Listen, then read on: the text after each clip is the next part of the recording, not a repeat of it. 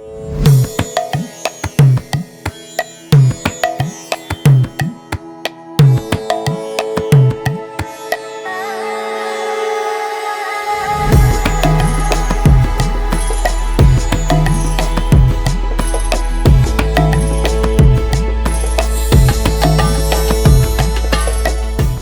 वालेकुम नाज़रीन, सिंध मॉर्निंग में मां आहियां तव्हांजी पंहिंजी होस्ट यसरा खून, तव्हांखे दिलि जी गहराइनि सां भलीकार थी चवां। नाज़रीन, चवंदा आहिनि त काइनात जो जेको सभ खां मुस्तक़िल क़ानून आहे उहो आहे change, because change is constant. So जेको इंसान ज़िंदगी में अॻियां वधे थो, सिखे थो, बदिलजे थो, ऐं उहो ई इंसान कामयाबी माणे थो। इन सां गॾु ई मां अव्हांखे जीअं त असांजे प्रोग्राम में करंट अफेयर्स असां शेयर कंदा आहियूं, तव्हां सां मुख़्तलिफ़ इशूज़ शेयर कंदा आहियूं, तव्हां सां हिकिड़ी ख़बर शेयर कंदासीं जेका कराची जे हवाले सां आहे, जेको सिंध जी राजधानी आहे।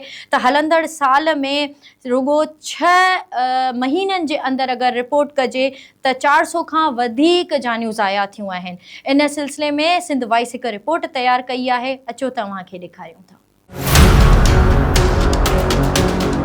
कराची जे रोडनि ते हेवी ट्रैफिक हाणे हिकु अहिड़ो मसलो बणिजी चुको आहे जेको शहरनि जी रोज़ानी ज़िंदगी लाइ वॾो ख़तरो बणियल आहे। सूरतहाल इहा आहे त रोडनि जी हालत सुठी हुजे या ख़राब, पोश इलाइक़ा हुजनि या ॻोठाणा हिसा, ट्रालर, वाटर टैंकर ऐं ॿियूं वॾियूं गाॾियूं लगातार हादसनि जो सबबु बणिजी रहियूं आहिनि। शहर में केतिरनि ई घरनि जा ॾीआ उजामी चुका आहिनि, माउरनि जूं झोलियूं ख़ाली थी चुकियूं आहिनि ऐं केतिरा ई ख़ानदान अॼु बि इंसाफ़ ऐं तहफ़ुज़ जे इंतज़ार में आहिनि। सख़्त कानूननि, CCTV कैमराउनि ऐं बार बार थियल एहतजाजनि बावजूदि ट्रैफिक हादसनि में का ख़ासि घटिताई न अची सघी आहे। रेस्क्यू ऐं लाॻापियल इदारनि जे अंगनि अखरनि मूजिबि हलंदड़ साल जनवरी खां जून ताईं कराची में ट्रैफिक हादसनि सबबि 488 माण्हू फौत ऐं 5830 ॼणा ज़ख़्मी थिया आहिनि। रुगो हैवी ट्रैफिक सां लाॻापियल हादसनि में 158 माण्हू फौत थी चुका आहिनि, जॾहिं त फौतनि में 374 मर्द, 56 औरतूं, 44 छोकिरा ऐं 14 छोकिरियूं शामिल आहिनि। सभ खां वधीक मौतमार हादसा ट्रालरनि सबबु थियनि था,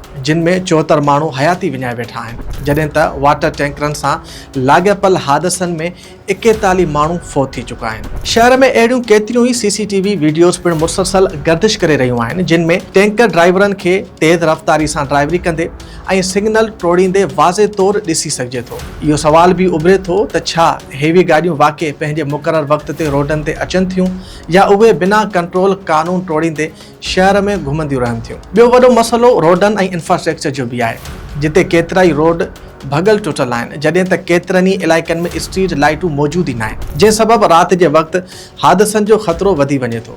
माहिरनि ऐं शहरी हल्कनि जो चवणु आहे त मसइलो सिर्फ़ु ड्राइवरनि जी ग़फ़लत न आहे, पर गैर तरबियत याफ़्ता ऐं बग़ैर लाइसेंस ड्राइवरनि जो हेवी गाॾियूं हलाइण बि हिकु वॾो ख़तरो आहे, जेको सिधो सओं इंसानी जानुनि लाइ ख़तरो बणिजी रहियो आहे। साॻे ई वक़्तु ट्रैफिक कानूननि ते अमल दरामद कमज़ोर आहे, निगरानी जो निज़ाम मुकमल असराइतो न आहे। हर हादसे पोयां हिकु ॾुखायल ख़ानदान जी कहाणी आहे। केतिरा ई वालिदैन पंहिंजनि नौजवान पुटनि खां महरूम थी विया आहिनि, जॾहिं त ऑफिस वञण वारियूं औरतूं ऐं स्कूल वेंदड़ ॿार बि इन्हनि हादसनि जो शिकार बणिजी रहिया आहिनि। अदालतनि में केतिरा ई केस अञा ताईं हलंदड़ आहिनि, पर मुतासिर ख़ानदाननि खे अञा ताईं फौरी इंसाफ़ न मिली सघियो आहे। गुज़िरियल साल दौरान कराची में ट्रैफिक हादसनि दौरान 803 माण्हू अजल जो शिकार बणिया ऐं 10,651 खां वधीक माण्हू ज़ख़्मी थिया हुआ। हलंदड़ साल जे पहिरें 6 महीननि में गुज़िरियल साल जी भेट में 11 वधीक फौतगियूं थियूं आहिनि। ॻणती जोगी ॻाल्हि इहा आहे त सख़्तु उपाउ वठण जे बावजूदि हादसा घटिजण बदिरां वधी रहिया आहिनि। रेस्क्यू ऐं ट्रैफिक माहिरनि मूजिबि सूरतहाल खे बहितर करण लाइ ज़रूरी आहे त हेवी गाॾियुनि लाइ सख़्तु ऐं अमली कानून लागू कया वञनि, रफ़्तार ऐं रूट जी सख़्त निगरानी कई वञे ऐं CCTV सिस्टम खे असराइते तरीक़े सां इस्तेमालु कयो वञे। शहरी ऐं ट्रैफिक इदारनि खे गॾियल हिकमत अमली इख़्तियार करणी पवंदी त जीअं हादसे में ज़ाया थींदड़ क़ीमती हयातियूं बचाए सघजनि। कराची में हैवी ट्रैफिक जो मसइलो हाणे रुगो ट्रैफिक मसइलो न रहियो आहे, पर हिकु संजीदा इंसानी बहरान बणिजी चुको आहे।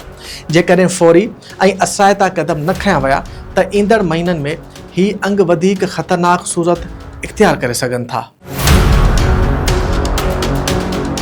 नाज़रीन, रिपोर्ट अवां ॾिठी। हाणे मां तव्हां सां हिकिड़ो ॿियो इशू शेयर कयां थी, जेको कश्मीर जे वेझो गीलपुर में प्राइमरी स्कूल गवर्नमेंट जो जेको ग़ुलाम नबी आहे उन जो मरम्मती कमु ठेकेदार अध में छॾे हलियो वियो आहे। 12 सालनि खां स्कूल न ठहण सबबि 100 खां वधीक शागिर्द औताक में तालीम हासिल करण ते मजबूर आहिनि। इन सिलसिले में रिपोर्ट करे रहियो आहे शेरबाज़ खोसो। मां खे ॿुधाईंदो हलां त असां हिन वक़्तु गीहलपुर लॻ मौजूदु आहियूं GPS ग़ुलाम नबी नगर में। हिते जेको स्कूल आहे 150 जेके शागिर्द हुया उहे तालीम खां महरूम पढ़ियल आहिनि। हीउ स्कूल आहे GPS ग़ुलाम नबी नगर। इन खे जेको आहे सो 12 सालनि खां वठी नज़रअंदाज़ कयो पियो वञे। ठेकेदार ॿुधाइनि था को हितां जो लोकल माण्हू आहे उहो जेको ठेको आहे स्कूल जो अध में छॾे फ़रार थी वियो आहे। जेके ॿारड़ा आहिनि उहे तालीम खां महरूम आहिनि। ठेको छॾे फ़रार थी वियो। त उन खां पोइ जेके हितां जा ॻोठाणा हुया उन्हनि पंहिंजो पिरावट जेको उताक आहे निजी उताक उन में जेको आहे सो पंहिंजो सेटअप ठाहियो। उते जेके आहिनि सो ॿारनि खे हुननि तालीम ॾियण जी कोशिशि कई। जॾहिं हुननि इहो सेटअप कयो त उन खां पोइ जेको आहे सो उस्ताद ॿुधाइनि था उहो बि हितां जो लोकल आहे। उहो उस्ताद बि जेको आहे सो गुज़िरियल 12 सालनि खां वठी जेको आहे सो स्कूल नथो अचे। उनजे करे जेके ॿारड़ा आहिनि उहे तालीम खां महरूम पढ़ियल आहिनि। मां खे ॿुधाईंदो रहां थी कचे वारो इलाइक़ो आहे। अक्सर करे कचे वारे इलाइक़नि में जेको आहे सो तालीम न हुजण सबबि जेके कचे जा ॿारड़ा आहिनि उहे जेके आहिनि सो जॾहिं वॾा थींदा आहिनि त उहे हथियार खणी जेको आहे सो कुल्हनि ते हथियार खणी ख़ुशी महसूसु कंदा आहिनि। उनजो इहो ई मतिलबु आहे त जॾहिं ॿारनि खे तालीम न हूंदी, तालीम हासिलु न कंदा, कलम जे जॻह ते उहे हथियार खे तरजीह ॾींदा आहिनि। कचे जेके माण्हू आहिनि उनजो असुलु कारण इहो आहे उहे तालीम खां महरूम थियनि था। मां कोशिशि कंदुसि अंदरि जेको स्कूल हिन स्कूल जेका अंदरूनी सूरत हाल आहे उहा पंहिंजे नाज़रीन खे ॾेखारियां कोशिशि कंदुसि। हितां जेको आहे सो को रस्तो वेंदड़ आहे। हिते स्कूल में जेको आहे सो लही आहिनि ऐं जेके वण आहिनि इहे अव्हां ॾिसी सघो था। हीअ मुंहिंजो कैमरामैन अगरि अव्हांखे ॾेखारे सघे त हीअ स्कूल जो जेको हालति आहे उहो हीअ लॻल आहे। हिते ड्रब आहिनि जेके सो केतिरनि ई सालनि खां वठी जेको ड्रबनि जो निज़ाम आहे ऐं अंदरूनी जेको सिस्टम आहे जो कमिरो आहे हीअ कमिरे जो जेको अंदरूनी हालति आहे हीअ बिल्कुलु स्कूल आहे GPS ग़ुलाम नबी नगर। हिन खे अक्सर करे जेके आहिनि सो माण्हू ॾिसंदा उहो इहो सम्झंदा उनजे ज़हन में इहो हूंदो त हीउ वाड़ो आहे, पर बिल्कुलु ई वाड़ो कोन्हे। हीअ स्कूल आहे। हितां जेके शागिर्द हुया या हितां जा ॻोठाणा हुया उन्हनि सिंध हुकूमत तालीम जे वज़ीर ऐं जेको आहे सो DC कश्मीर खां इहो मुतालबो कयो आहे GPS ग़ुलाम नबी नगर खे जेको आहे सो नए सिर तामीर कयो वञे। 150 खां 200 ॿारड़ा आहिनि तालीम खां महरूम आहिनि।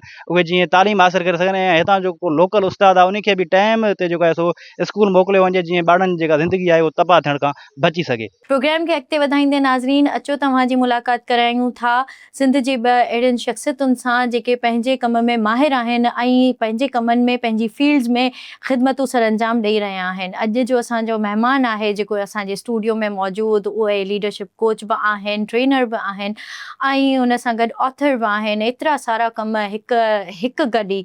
सो हलूं था अयाज़ मोरिस साहब जी तरफ़। अस्सलाम वालेकुम अयाज़ साहब। वालेकुम सलाम। कैसे हैं आप? मैं बिल्कुल खैरियत से हूँ। Thank you so much for invitation. बहुत शुक्रिया आपका कि आप हमारे पास आए और हमें हमारे सिंध मॉर्निंग के शो में ज्वाइन किया। Thank you so much. आपके साथ गुफ्तगू ज़रूर करेंगे हम और मैं समझती हूँ कि जो हमारे देखने वाले हैं वो आज के प्रोग्राम में बहुत कुछ सीखेंगे। मुझे भी खुशी होगी कि आज अपने जो काम का तजुर्बा है वो अपने आपके व्यूअर्स के साथ शेयर करेंगे। बहुत शुक्रिया आपका। नाज़रीन इन सां गॾु असां सां गॾु हिकिड़ी ॿी अहिड़ी शख़्सियत मौजूदु आहिनि जंहिं तमामु घणो कमु कयो आहे मीडिया में ऐं इन हवाले सां ॾिठो वञे त उन्हनि मॉर्निंग शोज़ में बि कमु कयो आहे, रेडियो ते बि कमु कयो आहे, एक्टिंग बि कई आहे। मतिलबु मीडिया ते हिकु ई वक़्तु एॾा सारा उन्हनि रोल्स बि प्ले कया आहिनि। सो असां सां गॾु मौजूदु आहिनि ग़ज़ाला अली साहिबा। अस्सलाम वालेकुम ग़ज़ाला। वालेकुम अस्सलाम यसरा ऐं थैंक यू सो मच तव्हां मूंखे हिते जेको आहे इनवाइट कयो। इलाही तमामु घणी ख़ुशी थिए पई हिते अची।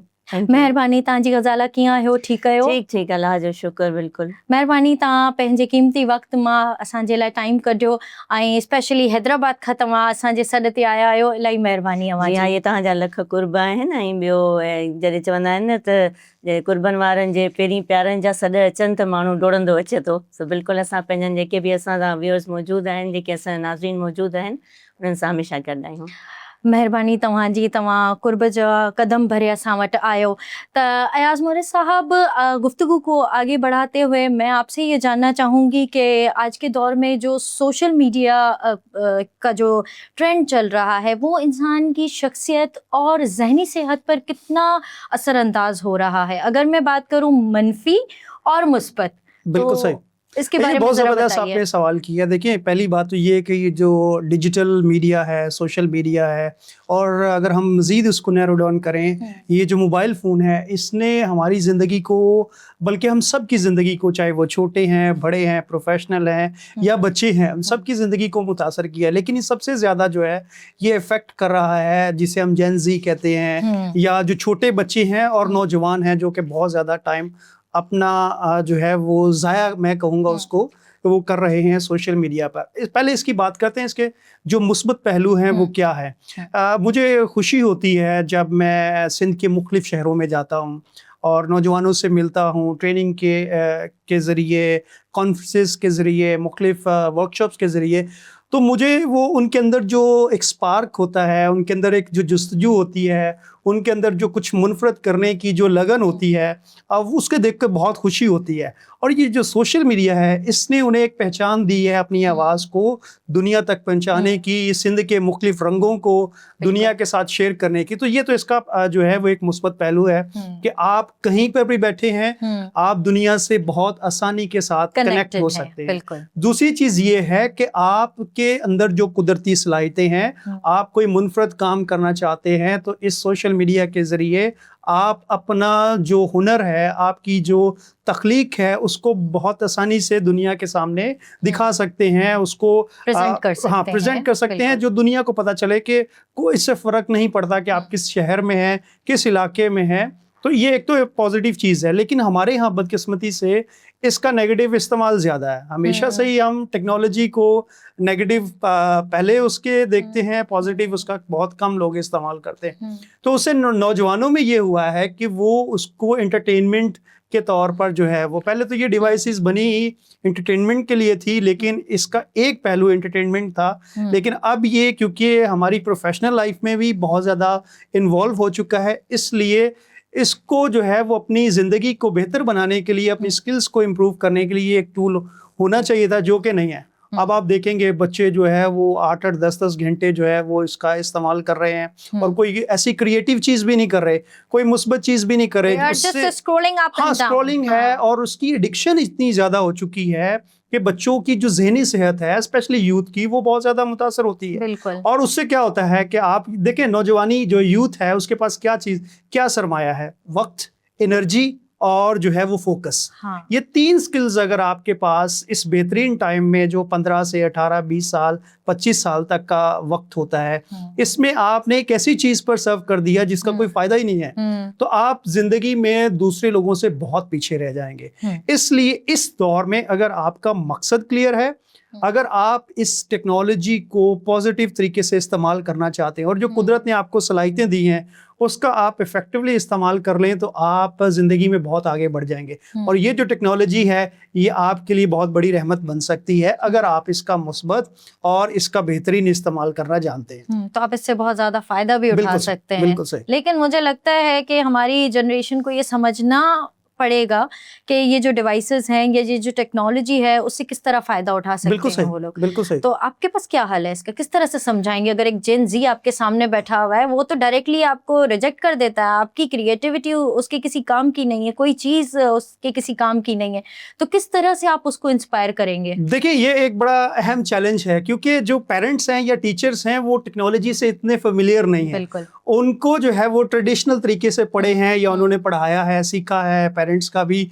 और आजकल के बच्चे वो नहीं है कि जो जैसे हम थे कि एक दफ़ा डांट दिया या एक दफ़ा जहाँ खड़ा कर दिया वहाँ खड़े रहे। आजकल तो बच्चे ऐसे नहीं है। तो एक तो ये चीज़ है कि आपको बच्चों के मिजाज, उनकी नफ्सियात और उनके तौर तरीकों में ढलने की ज़रूरत है। जब तक आप ये नहीं करेंगे, आपको खुद स्मार्टफोन, सोशल मीडिया, आपके अकाउंट्स नहीं है, तो आप ये नहीं कह सकते कि बच्चों को कि आप ये चीज़ें बुरी हैं। सो उसके लिए आपको ज़रूरी है कि आप उनके पहले टेक्नोलॉजी को सीखें। और इसमें अगेन बुरी बात नहीं है, जो आप उनको सिखाना चाह रहे हैं वो उस पर आपको खुद अमल करने की ज़रूरत है। बहुत दफ़ा आप देखेंगे कि जिन बच्चों को बहुत ज़्यादा जो है मोबाइल फ़ोन या ये जो एडिक्शन हो जाती है सोशल मीडिया की, वो कहीं ना कहीं घर का माहौल और जो इर्द गिर्द लोग ऐसे होते हैं जो उसको उनको सिखाने वाले होते हैं. सो इसमें बैलेंस बहुत ज़रूरी है. जो सिखा रहे हैं उनको भी सीखने की ज़रूरत है, और फिर ये कनेक्शन जब तक डेवलप नहीं होगा, बगैर कनेक्शन के आप किसी भी बच्चे को आप कहेंगे कि आप ये चीज़ नहीं करें तो वो आपको फ़ौरन रिजेक्ट कर देगा, वो डोर क्लोज होगा. तो आपको उनकी दुनिया में जाना की ज़रूरत है. मैं हमेशा ये कहता हूँ ये मसनूई दुनिया है, और इसको हकीकी दुनिया में उन बच्चों को वापस लाने के लिए आपको उनकी मसनूई दुनिया में जाना बहुत ज़रूरी है. इसलिए आपका सोशल मीडिया को, टेक्नोलॉजी को, आपका उन सारी चीज़ों को इस्तेमाल करना, उस पर ग्रिप हासिल करना बहुत ज़रूरी है. जब आप वो हासिल कर पाएंगे तभी आप उनकी लैंग्वेज में बात करेंगे तो वो आपकी बात को अहमियत देंगे. अदरवाइज वो कहेंगे आपको क्या पता, हम आपको सिखाते हैं, हम आपको सिखाते हैं. सो आपको पहले आपको सीखना है ताकि आप उनको वो सिखा सके जिसकी उनको ज़रूरत है. बिल्कुल. जी नाज़रीन, जीअं त प्रोग्राम जे स्टार्ट में ई मां चयो त चेंज इज़ कॉन्स्टेंट, ऐं असां सां गॾु जेका ॿी महिमान मौजूदु आहिनि उन्हनि बि चेंज खे जेको आहे सो उहो एक्सेप्ट कयो, ऐं अदाकारी, मेज़बानी, रेडियो, इन्हनि टिनी शोबनि मां जेको आहे सो हुननि ख़िदमतूं सर अंजाम ॾिनियूं ऐं अञा ताईं उहे सर्व करे रहियूं आहिनि. पर मां ग़ज़ाला खां इहो पुछंदसि त ग़ज़ाला इहे टे अलॻि अलॻि कम आहिनि त हिकिड़ी फील्ड सां कनेक्टेड, पर ऑब्वियसली मेज़बानी, अदाकारी, रेडियो, भला छा हिकिड़े में बि एतिरो मज़ो न आयो जो हिकिड़े खे ई अॻियां वठी हलो या भला इहे जेके टे तव्हां कम कया इन्हनि टिनी में सभिनि खां वधीक चैलेंज कहिड़ी फील्ड में आयो, सिखियो वधीक किथे, छो एतिरो जल्दी जल्दी चेंज खे एक्सेप्ट कंदा रहियो, छा वजह आहे? अच्छा, पहिरीं त यसरा इलाही जेको आहे चेंज हींअर बि फील करियां पई त काफ़ी टाइम खां पोइ. ऐं पंहिंजनि ॾिसंदड़नि, पंहिंजा जेके बि असांजा सिंधवासी आहिनि, सिंध खां ॿाहिरि जेके बि असांखे हिन वक़्तु हिन चैनल ते ॾिसनि पिया, उन्हनि खे चवंदासीं त असां सिंधी सदाईं तव्हां सां गॾु हूंदा आहियूं ऐं पंहिंजी ॿोली, पंहिंजे कल्चर, पंहिंजी ॻाल्हियुनि खे तव्हांजे आॾो रखंदा आहियूं, चाहे उहे नंढे पैमाने ते हुजनि चाहे वॾे पैमाने ते हुजनि. असांजा जेके बि छा चइजनि त फ़नकार आहिनि या जेके बि अदाकार आहिनि जंहिं फील्ड में कमु कनि था, उहे पंहिंजी सलाहियतुनि जे तहत अॻियां अचनि था. ठीकु आहे, शौक़ु सभु कंहिंखे हूंदो आहे. अॼुकल्ह त उहा ई ॻाल्हि त सोशल मीडिया जो दौरु आहे. जंहिंखे शौक़ु थिए थो उहो अॻियां मोबाइल रखी ऐं पंहिंजो एबिलिटीज़ या स्किल्स ॾेखारणु शुरू थी थो वञे. असां थोरो पोइते हलंदासीं, इन करे जो असांखे थोरो स्ट्रगल करणी पवंदी हुई, एॾो ईज़ी कोन हूंदो. त उन स्ट्रगल में जेको यसरा मज़ो हूंदो आहे न, उहो शायदि ई जेको आसानी सां जेका शइ तव्हांखे दस्तियाब थी वेंदी आहे न, उहो ॾाढी तव्हांखे थोरो अट्रैक्ट घटि कंदी आहे. त स्ट्रगल करे करे असां पंहिंजो हिन FM ते पहुतासीं. ठीकु आहे, पोइ जॾहिं असांखे लॻो त भई ही हिकिड़ो असांखे कुझु असां करे सघूं था, असां पाण खे कॉन्फिडेंस हिकिड़ो इंसान खे अची थो वञे न उन फील्ड में. पोइ ज़ाहिर आहे हिकिड़े सर्कल में तव्हां उथो वियो था, सभिनी सां मुलाक़ात थिए थी ऐं कंहिंजी नज़र पवंदी आहे. असां सां गॾु पंहिंजा दोस्त हूंदा आहिनि त पोइ चवंदा आहिनि त तव्हां हीअ बि ट्राए करे ॾिसो, त तव्हां अदाकारी बि ट्राए करे ॾिसो, तव्हां होस्टिंग बि ट्राए करे ॾिसो. ऑब्वियसली बेसिकली ज़ाहिर आहे हार जे ई आहियां. त उनखां पोइ हिन फील्ड में जॾहिं तव्हांखे मिलनि था, तव्हांजी सर्कल तव्हांजो उहो थी थो वञे, त दिलि चवंदो आहे त छो न भला असां हिननि दोस्तनि सां बि मुलाक़ात करियूं ऐं थोरो पंहिंजे स्किल्स खे ॾिसूं. नो डाउट असांखां इलाही वधे, असां त कुझु बि न आहियूं, असांखां इलाही वधीक जेके आहिनि माहिर इन्हनि फील्ड में वेठा आहिनि, जिन जूं सलाहियतुनि जो असां मुक़ाबिलो नथा करे सघूं. पोइ बसि इन पर असां उन्हनि सां त करे था सघूं न जेके स्टार्ट ई नथा कनि, या जेके सिर्फ़ु इहो सोचे करे चुप करे था विहनि त मूंखां न थींदो. मुंहिंजे लाइ इहो कमु तमामु घणो मुश्किल आहे. ॻाल्हि खां थोरो डिसएग्री कंदसि, जो अॼुकल्ह केर बि शायदि ई को अहिड़ो हुजे, ख़ुदा न ख़ास्ता कंहिं फैमिलीज़ में अॼुकल्ह ग़रीब खां ग़रीब वटि बि मोबाइल मौजूदु आहे. अगरि हुन में का स्किल आहे त मां उहा ई ॻाल्हि थोरी देरि कई त हू आसानी सां मोबाइल रखी, हू कुझु बि हुनजे अंदरि भले कुझु बि न आहे त हू सिर्फ़ु ख़ामोशी में बि तव्हां ॾिठा हूंदा त जेके साइलेंट जेके हूंदियूं आहिनि वीडियोज़ वग़ैरह, उहे बि वायरल थी वेंदियूं आहिनि. उहो ही वक़्तु अलॻि आहे, कुझु थोरो पोयां पाण हलूं था त उन में वक़्तु अलॻि आहे. त हीअ पंहिंजी जेका जनरेशन आहे या जेके ॿार आहिनि त उन्हनि वटि सलाहियतूं माशाअल्लाह आहिनि, पर उहा ई ॻाल्हि त हाणे ॻाल्हि डिस्कस त अलाए किथे वञी बीहंदो, पर हू पंहिंजे स्किल्स खे अॻियां आणनि था. इहो हुननि खे हिकिड़ो प्लेटफॉर्म जेको आहे तमामु ईज़ी मिली वियो आहे. उहे ईअं न आहिनि जो पुठिते हटनि था. नंढे ॿार खे ॾिसो, अगरि हुनखे गानो ॻाइणु अचे थो, यकदमि जेका मोबाइल खोले पंहिंजो गानो ॿुधाए, हुनखे कंहिंजी हेजिटेशन न आहे. प्रोड्यूसर बि हू आहे, डायरेक्टर बि हू आहे, कैमरामैन बि हू आहे, त हू पंहिंजी स्किल पंहिंजे अॻियां रखी था छॾनि. बिल्कुलु. बहरहाल त माना इन ॻाल्हि खां डिसएग्री कंदसि त कंहिं में सलाहियत आहे अगरि कंहिंजे बि अंदरि, त उहो पोइते आहे, उहो अॻियां अचनि था. पोइ जेको जीअं जेतिरे हिसाब सां चवंदा आहिनि न, जेतिरी स्ट्रगल करे ईंदा आहिनि त उहो थींदो आहे, उहो वरी आसानी सां पोइ हुन सां अलॻि थी वेंदा आहिनि, के कनेक्ट थी था वञनि, के वरी हुननि सां परे थी था वञनि, परे थी था उनखे वञनि। कंटिन्यूटी नथी रखणु अचे या नथा रखी सघनि, ईअं थी बिल्कुलु, पोइ उनखे आउं सम्झां थी त अगरि चइजे त या त हिकिड़ो कंसिस्टेंसी कोन्हे उन्हनि जे कम में या एतिरा पैशनेट कोन आहिनि तॾहिं शायदि हू उन शइ खे कंटिन्यू नथा हाणे करे उनमें सघनि। मुख़्तलिफ़ जेके आहिनि उहे तबका अची था वञनि, ठीकु आहे, स्टूडेंट्स बि आहिनि, टीचर्स बि आहिनि, ऐं जेके पंहिंजा जेके लेबर क्लास आहे सॼी, पोइ उनमें बि पंहिंजा ॿार मौजूदु आहिनि, पंहिंजा जेके सीनियर सिटीज़न्स बि मौजूदु आहिनि। हाणे उहो जी। कुझु शौक़ जे लाइ कनि था, थोरे वक़्त लाइ कनि था, जिन खे वाकई हिननि खे सीरियस हिन फील्ड खे वठिणो आहे उहे कंटिन्यूटी सां हलनि था, जेके सम्झनि था त असां हिन में वाकई कुझु पंहिंजो मक़ाम हासिल करे सघां, नो डाउट ज़ाहिर हुन में स्किल्स हुअणु ज़रूरी आहिनि, त पोइ उहे हलनि था। बाक़ी अगरि जिन जे अंदरि ना आहे, जेके शौक़िया कनि था, उहो त हले पियो जान माशाल्लाह सुठी तरह सां। बिल्कुलु, इहा त सोशल मीडिया, जीअं सर बि इहा ॻाल्हि कई, तव्हां बि इहा ॻाल्हि कई त सोशल मीडिया अॼु हिकिड़े माण्हूअ खे डायरेक्टर बि पाण करे छॾियो आहे, त प्रोड्यूसर बि पाण करे छॾियो आहे, एक्टर बि पाण करे छॾियो आहे, त तव्हांजी सॼियूं सलाहियतूं आहिनि उहे सोशल मीडिया जे थ्रू दुनिया जे कुन कुर्छ ताईं पहुची रहियूं आहिनि। हलूं था प्रोग्राम के क्या अॻिता वधाईंदे अयाज साहब जी तरफ। तो अयाज साहब, मुझे आप ये बताइएगा कि नौजवानों में एक कंपैरिजन कल्चर बहुत ज़्यादा हो गया है। जैसे सोशल मीडिया के हवाले से बात हो रही थी तो वहाँ पर लाइक, फॉलोवर्स और अब हम कहते हैं कि अच्छा इतने व्यूज़, सब्सक्राइबर्स, तो वो अगर हम जेन जी की स्लैंग यूज़ करें तो हम तो शायद इससे अनफेमिलियर हैं, लेकिन ये जो दौर है इसमें ये बड़ी दौड़ लगी हुई है। बिल्कुल सही है। देखिए, हर दौर में कंपैरिजन होता है, लेकिन अब अगर वो ना, मैं तो इस चीज़ के हक में नहीं हूँ कि आपको किसी दूसरे शख्स से अपना मुवाजना करना चाहिए। हर किसी की ज़िंदगी फ़र्क है, हर किसी की ज़िंदगी का जो पस मंज़र है वो फ़र्क है, हर किसी का जो ज़िंदगी का जो मकसद है, उसका जो एनवायरनमेंट है, किस हालात में उसने आगे पला बढ़ा, वो फ़र्क है। तो इसलिए ये तो बनता ही नहीं है, क्योंकि अनफॉर्चुनेटली सोशल मीडिया का एक जो डार्क पहलू है या खतरनाक पहलू है वो ये है कि लोग आपको अपनी कामयाबी दिखाते हैं, कभी आपको कोई नाकामी नहीं दिखाएगा। तो इसलिए या जो देखने वाले हैं वो क्या समझते हैं, वो किसी भी इंसान की कामयाबी को देख रहे हैं, यानी वो आज हमें यहाँ बैठा हुआ देख रहे हैं और उन्हें लगता है कि अच्छा हम बहुत जल्दी कामयाब हैं। जो पीछे जो एक स्ट्रगल सालों साल की मेहनत है, रिजेक्शन है, वो क्या कहते हैं, वो तकलीफ वो एक है, फेज है ना, क्योंकि वो आप स्टेप बाय स्टेप आगे जा रहे होते हैं। तो वो चीजें नहीं देख रहे और वो देखना भी नहीं चाहते। आप उन्हें बताएं ना कि जैसे बहुत सारी मैं ट्रेनिंग्स में बात करती हूँ, वो कहते हैं सर हम भी आपकी तरह कॉन्फिडेंस के साथ बात करना चाहते हैं। मैंने कहा इसमें कोई मसला नहीं है, आप भी कर सकते हैं, क्योंकि जब मैं भी पहली दफा स्टेज पर आया था, ऑडियंस के सामने बोलने लगा था, तो मेरी भी लिटरली जो है वो कांपे टांग रही थी। तो मेरे साथ भी ऐसा हुआ था। इंसान को वो होता है, तो कोई भी चीज़ जो है जब आप शुरू करते हैं आप बिल्कुल वैसे नहीं होते, लेकिन स्टार्टिंग पॉइंट जैसे इन्होंने कहा कि आपको शुरू कहीं ना कहीं से करना होता है। और आगे कौन जाता है? जिसके अंदर मुस्तकिल मिजाजी है। मैं कहता हूँ आप दुनिया में टैलेंटेड नहीं है, ये टैलेंट जो ना हमारी ट्रेनिंग की लैंग्वेज में कहते हैं it's cheaper than a table salt. Pakistan में आपने बड़ा सुना होगा टैलेंट बहुत है, भाई वो टैलेंट है, लेकिन आप उसको कन्वर्ट कैसे करेंगे रिजल्ट में? बिल्कुल, वो है मेहनत से, मुस्तकिल मिजाजी से और हमेशा सीखते रहने से।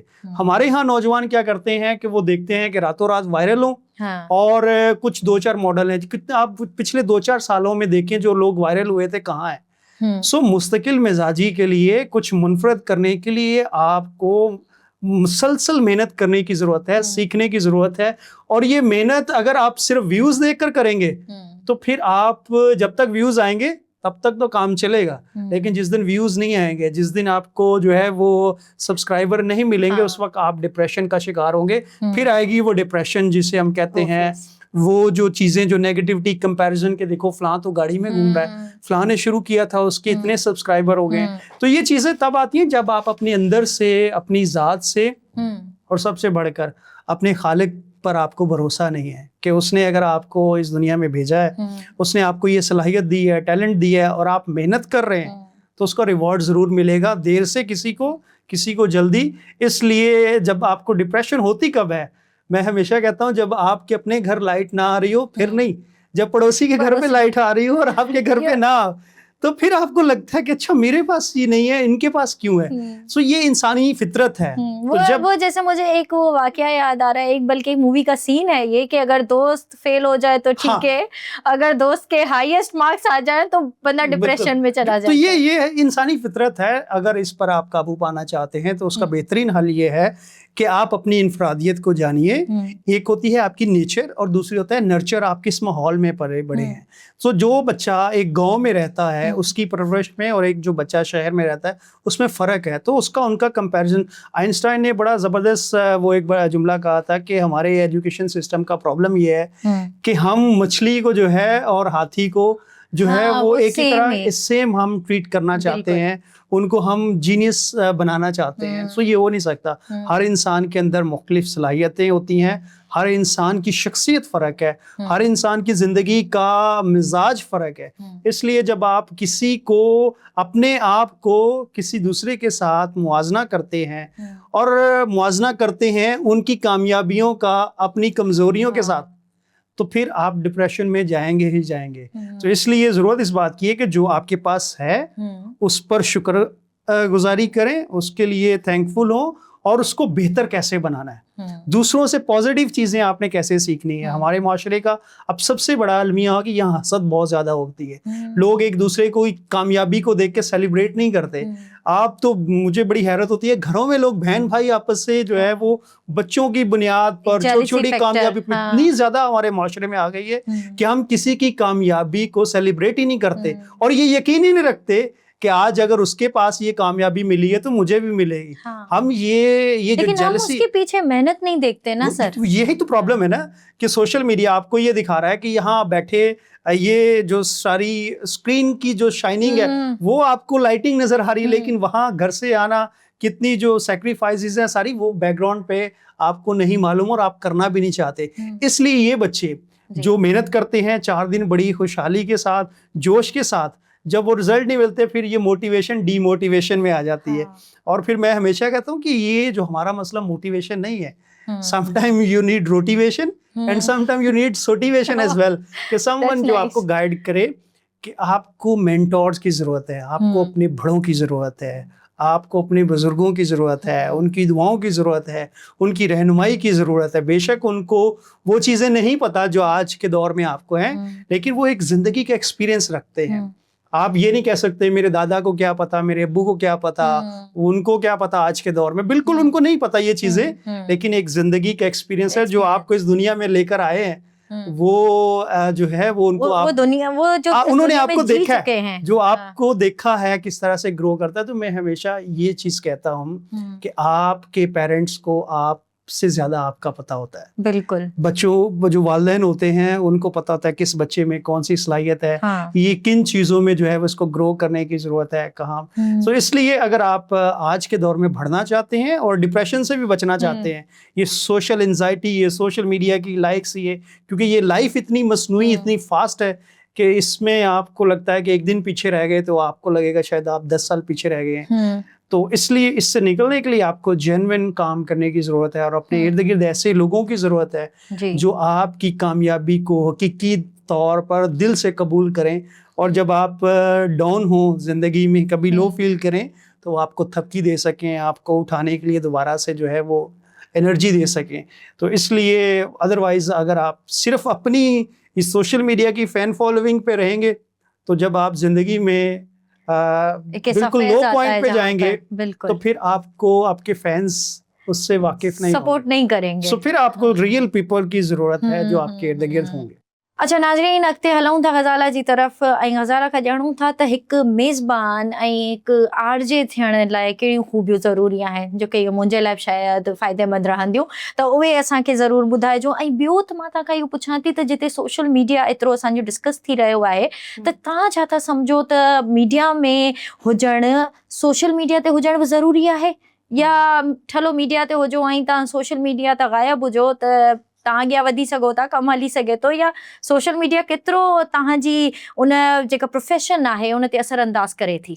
हाँ सही असां ॿ सवाल तव्हां कया आहिनि हिकिड़ो त आरजे में कहिड़ियूं क्वालिटीज़ हुअणु खपनि ऐं ज़ाहिर आहे सिधी सी ॻाल्हि आहे ॾाढी हिकिड़ी देसी ॻाल्हि कंदसि त तव्हांखे घर में इजाज़त न मिले न ॻाल्हाइण जी त मीडिया ऐं सोशल मीडिया ते अची वेंदा कयो बहरहाल इहो जोक्स अपार्ट सो बाक़ी इहो आहे जो अगरि तव्हांजे अंदरि को टैलेंट आहे जीअं मूं चयो त ॻाल्हाइण जो टैलेंट आहे या ॻाइण जो टैलेंट आहे अदाकारी जो आहे त उनजे लाइ सभ खां वधीक तव्हांजे अंदरि कॉन्फिडेंस ज़रूरी आहे कॉन्फिडेंस तव्हांजो अचे थो तालीम सां तरबियत सां माहौल सां तव्हांजे घर मां ईअं न हूंदो आहे त केरु घर मां रस्ते तां उथी करे पंहिंजे लाइ ज़ाहिर आहे उहो स्ट्रगल करण में उन्हनि खे टाइम लॻे थो उहो शऊर नथो अचे सभ खां पहिरीं तव्हांजी तालीम ज़रूरी हूंदी आहे तालीम पंहिंजी कंप्लीट कयो पंहिंजे जेको बि तव्हां जिते बि आहियो ॻोठनि में आहियो न ॻोठनि में बि हाणे माशाल्लाह इलाही सारियूं सहूलियतूं मौजूदु आहिनि असांजे जेके हीअं जीअं अदा भाइर आहिनि मोटिवेशनल स्पीकर्स आहिनि या जेके फील्ड्स में कमु कनि था उहे उसी ताईं पहुचनि था पैगाम पहुचनि था उन्हनि खे प्रैक्टिकली अॻियां आणनि था पहिरीं दौर हूंदो हो त सिर्फ़ु असां ॻाल्हियूं कंदा हुआसीं पर हाणे प्रैक्टिकली उन्हनि खे अॻियां आणनि था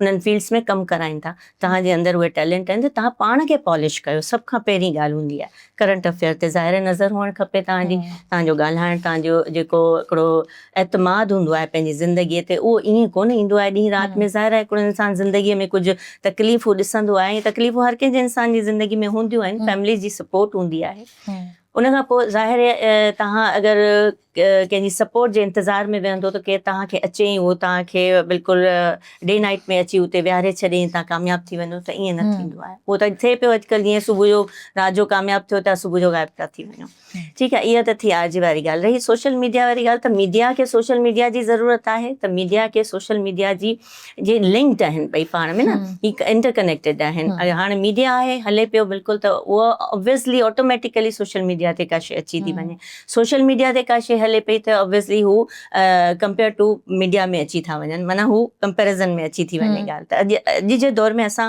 का बि ॻाल्हि माना हिकिड़ो जीअं चइजे त वर्चुअली या इमेजिनरी नथा करे सघूं प्रैक्टिकली ॻाल्हि पिया करियूं असां त जेके असांजे चैनल्स आहिनि उहे माशाल्लाह बहितरीनु कमु करे रहिया आहिनि हू पंहिंजो कमु कनि पिया सोशल मीडिया ते जेको बि माना कॉन्टेंट हले पियो या जेके बि चैनल्स हलनि पिया उन्हनि जो पंहिंजो हिकिड़ो व्यू हूंदो आहे उहो कुझु अञा वधीक इंडिपेंडेंट हूंदा आहिनि ऐं आराम सां उहो पंहिंजे आवाज़ जेको आहे पंहिंजनि उन्हनि ताईं पंहिंजनि माण्हुनि ताईं पहुचाए सघनि था ॿाहिरनि भेनरूं जेके सिंध में आहिनि सिंध खां ॿाहिरि आहिनि एतिरा इलाही तबिको असांजो अहिड़ो सिंधियुनि जो आहे जेको पाण सिंधियुनि जी इन करे ॻाल्हि घड़ी घड़ी मां इन करे कंदी आहियां जो असांजा जेके छोकिरियूं आहिनि छोकिरा आहिनि जेके ॻोठनि में पढ़ंदा आहिनि या उन्हनि जे अंदरि बि इहे सलाहियतूं मौजूदु हूंदियूं आहिनि हाणे उन्हनि खे प्लेटफॉर्म मौजूदु आहे पर उहा ई ॻाल्हि त हू हुनखे कंटिन्यू न रखी सघंदा आहिनि उन्हनि जे लाइ कुझु इदारा मौजूदु हूंदा आहिनि जेके वाकई उन्हनि खे मोटिवेट कंदा आहिनि त तव्हां अचो तव्हांजे अंदरि इहा शइ मौजूदु आहे कुझु इन ॻाल्हि खे कंटिन्यू करे सघनि था कुझु छॾे ॾियनि था पर पंहिंजो पाण ते एतमाद तव्हांजो हुअणु तमामु ज़रूरी आहे ऐं सभ खां पहिरीं एतमाद जे लाइ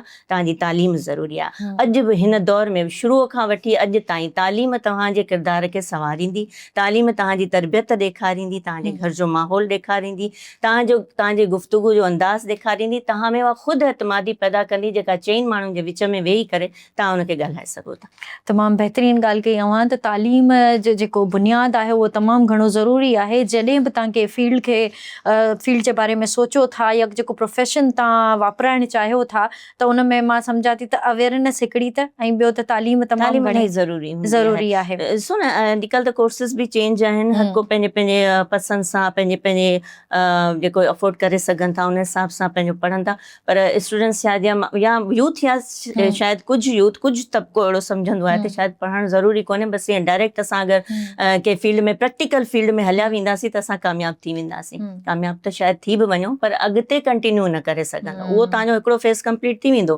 पर तव्हां अॻिते न हली सघंदो त इन जे करे असीं ज़ोर घणो इन करे ई ॾींदा आहियूं त जेके असांजा आहिनि ॾिसंदड़ आहिनि ॿुधंदड़ आहिनि जेके बि आहिनि पहिरीं ॿारनि जी तरबियत ते इलाही ध्यानु ॾियो उन खां पोइ तालीम इलाही ज़रूरी आहे उहो जेको ॿार करणु चाहिनि था ऐं कनि बि पिया उन्हनि ते नज़र बि रखो नज़र बि रखण इलाही ज़रूरी हूंदी आहे छो जो उहा ई ॻाल्हि त सोशल मीडिया खे कंट्रोल त असां नथा करे सघूं पर तव्हां कुझु बाउंड्रीज़ जेके आहिनि उहे तव्हां ठाहे वठो पेरेंट ठाहे वठो, एज़ अ टीचर ठाहे वठो, एज़ अ गाइडर ठाहे वठो, ताकी जेके आसपास तव्हांजे मौजूदु तव्हांजी यूथ आहे उहा इन मां घटि में घटि प्रोडक्ट त कुझु आणे न, तव्हांजे प्रोडक्टिविटी त आणे न कुझु अहिड़ो। बाक़ी नेगेटिविटी त हर वक़्तु हर हंधि जाइ ते मौजूदु हूंदी आहे। इज़ीली उन खां बचणु, नेगेटिविटी इज़ीली एक्सेप्टेबल उन खां बचण जे लाइ जेके रस्ता प्रैक्टिकली आहिनि उहे तव्हां हुननि खे ॿुधायो। सिर्फ़ु ज़बानी कलामी लेक्चर्स ॾियण सां कुझु कोन थींदो आहे। प्रैक्टिकली जेके ॻाल्हियूं हूंदियूं आहिनि त बाबा हीअं न हीअं थींदो, हिते ही हद आहे अचो ऐं तव्हांजी। मैदान में लहो। हा, ॻाल्हियूं करण इलाही सवलियूं हूंदियूं आहिनि, पर प्रैक्टिकली कंहिं ॿारनि खे या क्लासिस में या किथे बि उहे कुझु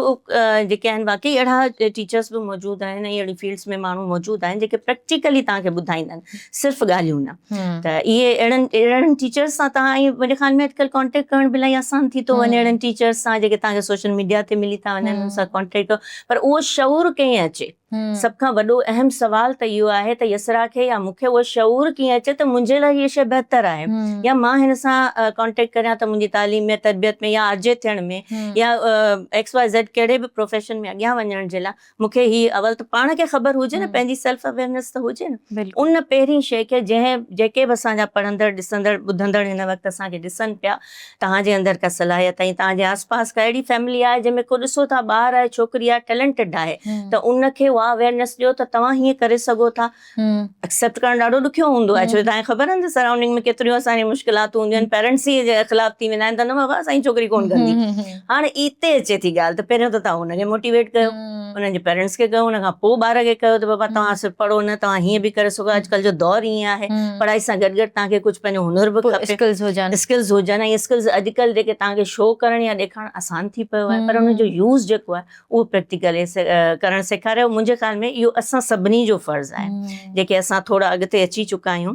अलाह साईं जी महिरबानी आहे, शुक्र आहे अलाह जो। थोरो अगरि असां में थोरी सलाहियत आई, थोरो अॻिते आयासीं, त पोइ हिते पिणु जेके असांजे आसपास जा माण्हू आहिनि त उन्हनि खे असां मोटिवेट करे ओसी ताईं आणे सघूं। बिल्कुलु तव्हांजी ॻाल्हि दुरुस्त आहे त एजुकेशन सां गॾु स्किल्स बि तमामु घणियूं ज़रूरी आहिनि, ऐं जेके असां वसार आहियूं त पंहिंजे वस सां असांजे जेके आसपास जा माण्हू आहिनि असां उन्हनि में ज़रूरु जेको आहे सो शऊर पैदा कयूं, ताकी हो जेको कमु करणु चाहिनि था, पंहिंजे प्रोफेशन्स खे अॻियां वधाइणु चाहिनि था, त उहे ज़रूरु वधाइनि। जीअं त नाज़रीन हाणे अयाज़ साहब जी तरफ़ हलूं था ऐं पुछूं था अयाज़ साहब खां कि अयाज़ साहब ये जो साइबर बुलिंग है ये कौन सी बला है, और क्योंकि आपका काम ज़्यादातर नौजवानों को सिखाना, तरबियत देना, शऊर पैदा करना, तो आप ये साइबर बुलिंग को किस तरह से देखते हैं नौजवानों में, किस तरह के मनफी असरात उनके ऊपर हो रहे हैं, वो कंट्रोल किस तरह से कर सकते हैं ये जो जितनी भी बला आजकल चल रही है। और दूसरा मैं आपसे साथ साथ एक ये भी कहूँगी कि एक मैसेज हमारे नौजवानों के लिए ये भी दे दीजिएगा कि वो बड़ा आजकल परेशान रहते हैं, कंफ्यूज रहते हैं, पजल्ड रहते हैं, जब भी वो उनसे उनके करियर के बारे में पूछा जाता है, प्रोफेशन के बारे में पूछा जाता है, या आगे कौन सी डिग्री उनको करनी चाहिए, मतलब वो अपने आप को खोज नहीं पाते। तो आप क्या कहना चाहेंगे? बिल्कुल, देखें इसमें जो आपने दोनों सवाल किए बहुत ज़बरदस्त हैं, दोनों रेलेवेंट हैं, और इसमें प्रॉब्लम ये है कि लोगों के पास ऑप्शंस बहुत ज़्यादा हैं और क्लियर इन्फॉर्मेशन नहीं है, जिसकी हमने पहले भी बात की, डायरेक्शन ही है। पहली बात तो ये साइबर बुलिंग मैं समझता हूँ ये पहले भी होती थी, लेकिन अब डिजिटल की वजह से बहुत ज़्यादा हो चुकी है। उसमें पहली चीज़ तो जो पेरेंट्स हैं, टीचर्स हैं, जो एजुकेशन से वाबस्ता लोग हैं, या जब बच्चा डिजिटल दुनिया में आता है तो उसे डिजिटल सिटीजनशिप का एक कॉन्सेप्ट है वो ज़रूर पढ़ाना चाहिए कि वो, या उसे एटलीस्ट बताना चाहिए। तो हमारे यहाँ इस चीज़ पे बहुत कम काम किया गया है। मैं समझता हूँ यहाँ एजुकेशन सिस्टम में, स्कूल्स में, यूनिवर्सिटीज़ में और हर अदारों में ज़रूरत इस बात की है कि बच्चों को एक रिस्पॉन्सिबल डिजिटल सिटीज़न बनाने के लिए ज़रूरत है कि वो ऐसा कंटेंट जिससे किसी की ज़ात, किसी की शख्सियत, किसी के बारे में मनफी चीज़ है उसको लाइक करने, शेयर करने या उसको फॉरवर्ड करने या पोस्ट करने से जो है वो इज्तनाब करे। सो ये तो एक माशरती बुराई है जो फेक न्यूज़ में और आगे मिसलीडिंग न्यूज़ के तौर पर आ रही है। तो इसका एक बच्चे की शख्सियत पर बहुत ज़्यादा नेगेटिव इस्तेमाल होता है। इसलिए आप देखेंगे अभी जो तरक्की याफ्ता ममालिक हैं वहाँ पर तालीमी अदारों में और बच्चों के लिए जो है वो मोबाइल फ़ोन और सोशल मीडिया का इस्तेमाल बहुत ज़्यादा तक उस पर रिस्ट्रिक्शन लगाई जा रही है, ताकि बच्चा जो है वो इस तरह की नेगेटिव जो है वो उसके मेंटल हेल्थ पर इफेक्ट ना हो। दूसरी चीज़ जो आपने कही कि बच्चा मायूस बहुत है, उसके पास जो नौजवानों के पास जो एक एनर्जी होनी चाहिए, जो एक पॉजिटिविटी होनी चाहिए, वो नहीं है। उसकी वजह ये है कि वो बच्चे देखते ये हैं कि जो कामयाब लोग हैं वो आज यहाँ तक पहुँचे हैं, तो वो उसकी मेहनत नहीं करना चाहती। मैं समझता हूँ कि कहीं ना कहीं यहाँ पर हम जैसे लोगों की, वालिदैन की, टीचर्स की भी रिस्पॉन्सिबिलिटी है, या वो लोग जो किसी छोटे गांव से, किसी देहात से, किसी ऐसे इलाके से जहाँ अपॉर्चुनिटीज़ कम थी, वहाँ से निकल कर आए हैं और आज वो कामयाब हुए हैं, तो उन्हें ज़रूरत है वापस जाने की, ऐसे लोगों को कंट्रीब्यूट करने की, ऐसे लोगों को तसल्ली देने की, रहनुमाई करने की, और उनको जो है वो आगे बढ़ने के लिए मदद करने की। सो जब इन बच्चों को डायरेक्शन मिल जाए, इन बच्चों को रहनुमाई मिल जाए और सिस्टम मिल जाए जहाँ पर जो है ये अपनी एनर्जीज़ को, अपनी स्किल्स को पॉजिटिव इस्तेमाल कर सकेंगे, तो मेरे ख्याल में ये ज़्यादा जो है वो इफ़ेक्टिव हो सकेंगे। पाकिस्तान क्योंकि नौजवानों की 60% से ज़्यादा आबादी है और ये सारे डिजिटल जो हैं वो वॉरियर हैं, डिजिटल दुनिया में रहते हैं, तो इसके लिए अगर आपने इनकी सोच मुस्बत नहीं होगी तो सोशल मीडिया पर इतना ज़्यादा नेगेटिव कंटेंट है कि आप एक चीज़ एक दफ़ा नेगेटिव उसमें सर्च करेंगे तो फिर आप नेगेटिविटी आपको मिलती जाएगी। इसलिए अपनी सोच पॉजिटिव रखें, मुस्बत रखें, ऐसे लोगों के साथ, ऐसे लोगों के ऑरा में, एनर्जी में, जैसी आपकी कंपनी है उसमें रहेंगे तो आप पॉजिटिव रहेंगे, अदरवाइज़ आप जो है वो डिप्रेस होंगे। तो मेरा मैसेज ये है कि अपनी सोच मुस्बत रखें, अपने इर्द गिर्द मुस्बत लोगों का के साथ रब्ता रखें, और सीखने के लिए जहाँ कहीं भी किसी बड़े से प्रोफेशनल से आपको मौका मिलता है, सीखने के लिए ज़रूर जाएं, क्योंकि ये आज ये टेक्नोलॉजी का दौर है। जो लोग सीखेंगे, जो लोग टेक्नोलॉजी से फेमिलियर होंगे, इसका पॉजिटिव यूज़ करेंगे, वो बेहतर तौर पर अपना फ्यूचर बेहतर बना सकेंगे। बिल्कुल सही कहा आया सब आपने। अब हाणे हलूं था ग़ज़ाला जी तरफ़। त ग़ज़ाला मूंखे तव्हां ईअं ॿुधायो त हिकिड़ो जेको ज़िम्मेवार आर्टिस्ट आहे उहो समाज में कहिड़ो मुस्बत किरदारु अदा करे रहियो आहे, ऐं असांजा जेके मदाह आहिनि, तव्हांजा ख़ासि तौर ते जेके नौजवान आहिनि, तव्हां उन्हनि जी हौसला अफ़ज़ाई जे लाइ छा पैगाम ॾींदा? जी, इसरा इहो आहे जो असांजा अनफॉर्चुनेटली जेके बि आर्टिस्ट आहिनि, असां जेके ॾिठा आहिनि पुराणा सीनियर्स आर्टिस्ट जिन जा नाला बि असां खणंदासीं त माशाल्लाह अलाए किथे वञी निकिरंदासीं। कॾहिं बि शायदि उन्हनि खे अहिड़ा रिसोर्सिस न मिली सघिया जो हू पंहिंजे लाइ कोई इदारो कमु करे सघनि, या के हाणे त कुझु स्टार्ट थी चुको आहे, पर जेके असांजा पुराणा आर्टिस्ट हुआ त उन्हनि जे लाइ काफ़ी घटि अपॉर्चुनिटीज़ हुयूं, रिसोर्सिस घटि हुआ। हिन करे ई पंहिंजो जेको ख़ासि तौर ते आर्टिस्ट जो जेको हिकिड़ो शोबो आहे उहो थोरो जेका पंहिंजी ई स्ट्रगल पाण करे पियो न, उन्हनि खे सपोर्ट इलाही घटि मिलंदी आहे, ताकी इन जे करे ई हू जेको आहे अॻियां यूथ खे या उन्हनि खे सपोर्ट नथा करे सघनि। पहिरियों त इहो ई हूंदो आहे त का बि अहिड़ी माना सपोर्ट कोन हूंदी आहे, रिसोर्सिस कोन हूंदा आहिनि वधीक, तव्हां सम्झी सघो था। बाक़ी अॼुकल्ह जेको आहे असां ॾिसंदा आहियूं कुझु इदारा आहिनि अहिड़ा असांखे नज़र ईंदा आहिनि जेके यूथ खे पॉलिश कनि था, उन्हनि खे आर्टिस्ट स्टेज जेके आहिनि, अच्छा कुझु वक़्तु हूंदो त स्टेज ड्रामा, असां मूं बि पाण बि कुझु स्टेज ड्रामा काफ़ी सारा कया आहिनि, ॾाढो ॾुखियो हूंदो आहे। स्टेज ड्रामा बिल्कुलु लाइव हूंदा आहिनि, तव्हांजे लाइ तमामु फेस करणु ॾाढो ॾुखियो हूंदो आहे। हाणे मुंहिंजी ट्रेनिंग थियल त कोन हुई न आर्टिस्ट एज़ अ आर्टिस्ट, पर मूंखे जिन सीनियर आर्टिस्ट जिन मूंखे गाइड कयो या ट्रेंड कयो, हाणे उते अचे थी इहा ॻाल्हि त तव्हांजे अंदरि अगरि शऊर आहे, तव्हांजे अगरि उहा सच्चाई आहे, लगन आहे, बिसाइड नेगेटिविटी पॉज़िटिविटी तव्हां वञो था उन रस्ते ते, त पोइ तव्हां उन शइ खे अवेल करे सघो था, ऐं तव्हांजो फोकस सिर्फ़ु उन ई शइ ते हुजे त मूंखे कमु करिणो आहे, मां हिते कमु करणु आई आहियां। त पोइ मां जीअं उहा ॻाल्हि त तव्हां पहिरियां सवाल बिल्कुलु कनेक्टेड आहिनि त आजे थियसि त पोइ उन खां पोइ आर्टिस्ट में त मूंखे कुझु अहिड़ा साथी मिलिया जिन मूंखे पॉलिश कयो त तव्हां बि हिन फील्ड में अची सघो था। हाणे उन्हनि सीनियर आर्टिस्टनि को इदारो कोन क़ाइमु करे सघिया। असांजा वॾा वॾा आर्टिस्ट हिन सिंध में मौजूदु आहिनि जिन फिल्मी दुनिया में पंहिंजा नाला कमाया, हिते ड्रामनि में वॾा वॾा नाला कमाया, हिते हिंद सिंध जा पंहिंजा आर्टिस्ट आहिनि, पर उहे इदारा क़ाइमु न करे सघिया। अगरि उहे इदारा अॼु बि क़ाइमु हुजनि हा त शायदि तव्हां ई असां बि बहितरीनु आर्टिस्ट हुजूं ऐं हिकिड़े वॾे हुन ते, त इहा असांजी बदकिस्मती आहे। तो अॼु ताईं असां वटि सुठा प्लेटफॉर्म्स मौजूदु कोन आहिनि, बसि तव्हां अचो था, पॉलिश थियो था, हा अगरि नसीबनि सां क़िस्मत सां अगरि तव्हांखे को मिली थो वञे अहिड़ा का आर्टिस्ट त तव्हांखे पॉलिश कनि था, तव्हां उन शइ खे अवेल कयो त बहितर आहे, सुठो आहे, त थोरो तव्हां फील्ड में अॻियां वधी सघो था। बाक़ी रही ॻाल्हि त ॿी ॻाल्हि तव्हां कहिड़ी पुछी मूंखां? नौजवाननि जी हौसला अफ़ज़ाई। बसि इहा ई नौजवाननि लाइ हौसला अफ़ज़ाई इहा ई चवंदासीं असां त। पहिरीं त तव्हां पंहिंजो पाण खे सुञाणो, पंहिंजी जेके आसपास जी गैदरिंग हूंदी आहे न, हर गैदरिंग हर कंपनी तव्हांजे लाइ कोन हूंदी आहे। दोस्त जा दोस्त फ्रेंड टू फ्रेंड इहे तव्हांजे लाइ कोन हूंदा आहिनि। तव्हां पंहिंजे नेचर, पंहिंजी हैसियत, पंहिंजे हिसाब सां जेके तव्हांजी फैमिली आहे, तव्हांजो सर्कल आहे, तव्हांजो जेको क्लास आहे, तव्हां चओ था अपर क्लास सां रखूं, असां जंप मारे हुन पासे हलिया वञूं, त इहो पॉसिबल कोन हूंदो आहे। अगरि हूंदो बि आहे थींदो बि आहे त उहो स्टेबल कोन रहंदो आहे, हुनजी बुनियादु कोन हूंदी आहे।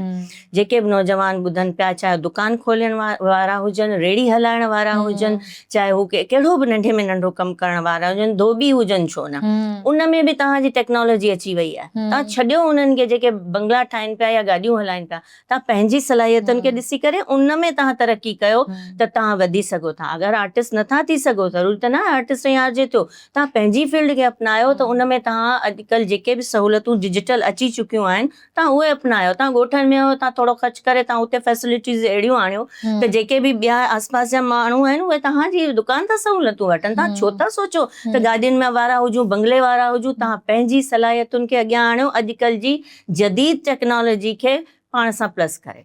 हा, बिल्कुलु सही आहे, उन जे लाइ तव्हांखे ख़र्चु करिणो पवे थो, पर मुंहिंजे ख़्याल में उन जे लाइ तव्हांखे सपोर्ट जी ज़रूरत पवे थी। पैसा त हूअं ई हर को कमाए थो, थोरो या घणो, उन थोरे मां थोरो कंदा कंदा कंदा थोरो सब्र त करियो, थोरो सब्र करियो त पंहिंजी कामयाबी तव्हांजे दर ते पाण अची वेंदी। जी गज़ाला, मां बि तव्हांजी ॻाल्हि सां एग्री कंदमि त असांजा जेके नौजवान आहिनि, बजाए हिन जे जो उहे ॿियनि जी गाॾियुनि ऐं बंगलनि जे पुठियां वञनि या उन्हनि मां इंस्पायर थियनि, बल्कि हू पंहिंजे ई इंट्रस्ट सां पंहिंजे ई प्रोफेशन्स में एक्सिल करे सघनि था ऐं पंहिंजे लाइ माड़ियूं पिणु तयारु करे सघनि था। इन सां गॾु ई मां पंहिंजे ॿिन्ही महिमाननि जी थोराइती आहियां, जिन पंहिंजे बिज़ी स्केड्यूल मां वक़्तु कढियो ऐं असांजे प्रोग्राम में शामिलु थिया ऐं एतिरियूं फ़ाइदेमंद ॻाल्हियूं असांखे ॿुधायूं जो असांजे नौजवान बि उन मां ज़रूरु फ़ाइदो खणंदा।